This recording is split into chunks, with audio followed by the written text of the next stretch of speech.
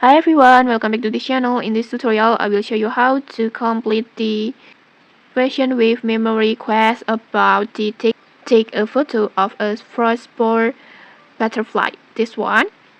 And to complete this quest is very easy. First, just input your frostspore butterfly to the Vivarium like this.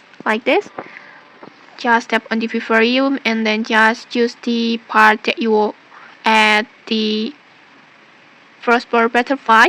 For example, I want to choose strong, and then just input your butterfly like this, and then just tap on complete. And after that, just simply tap on your camera icon on the screen like this, and then just adjust the camera as you like. For example, like this.